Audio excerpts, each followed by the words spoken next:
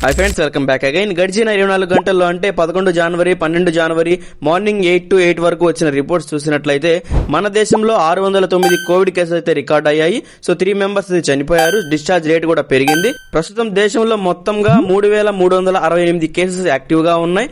అంటే 3368 మంది కోవిడ్ తో ఇంకా ట్రీట్మెంట్ తీసుకుంటూనే ఉన్నారు. సో ప్రీవియస్ రిపోర్ట్స్ తో పోల్చుకుంటే ఈ రోజు రిపోర్ట్స్ లో కరోనా కేసెస్ తగ్గాయి.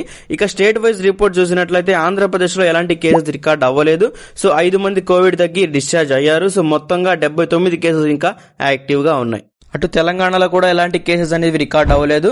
సో ఎవరు డిశ్చార్జ్ కూడా అవ్వలేదు అనమాట. స్టిల్ 38 కేసులు ఇంకా యాక్టివ్ గానే ఉన్నాయి. సో హైయెస్ట్ యాక్టివ్ కేసెస్ లో స్టిల్ కర్ణాటక ఫస్ట్ ప్లేస్ లో ఉంది. తర్వాత మహారాష్ట్ర మరియు కేరళ ఉన్నాయి. ఓవరాల్ రికార్డ్ చూసినట్లయితే ఈ రోజు రిపోర్ట్స్ లో కేసెస్ అనేవి తగ్గాయి. డెత్ రేట్ అనేది తగ్గింది మరియు డిశ్చార్జ్ రేట్ కూడా పెరిగిందన్నమాట. సో ఇండియాలో స్టిల్ అనేవి కరోనా కేసెస్ ఇంకా స్టేబుల్ గానే ఉన్నాయి. సో ఎలాంటి ఎక్కువగా పెరుగుదల లేదు, తక్కువగా కేసెస్ అనేవి తగ్గడం అనేది జరగట్లేదు ఫ్రెండ్స్. బట్ మనం ఖచ్చితంగా కరోనా సిమ్టమ్స్ పై అవగాహన కలిగి ఉండాలి. సో ఈ కరోనా అనేది ఎలా ఎఫెక్ట్ అవుతుంది, సో దీనికి మనం ఎలాంటి ప్రికాషన్స్ తీసుకోవడం వల్ల మన కరోనా ఎఫెక్ట్ అవ్వకుండా ఉంటాం అనేది ఖచ్చితంగా అవగాహన అయితే కలిగి ఉండాలన్నమాట. ఫ్రెండ్స్, ఈ రోజు రిపోర్ట్స్ ని మీ ఫ్రెండ్స్ అందరూ, ఫ్యామిలీ మెంబర్స్ అందరికీ షేర్ చేయండి. నా ప్రీవియస్ వీడియోలో కరోనా సిమ్టమ్స్ పై, వాటి ప్రికాషన్స్ పై, అవి ఎలా ఎఫెక్ట్ అవుతున్నాయి దానిపై ఒక వీడియో అయితే చేయడం జరిగింది. సో ఐ బటన్ లో లింక్ ఇస్తాను, అక్కడ నుంచి మీరు చూడొచ్చు.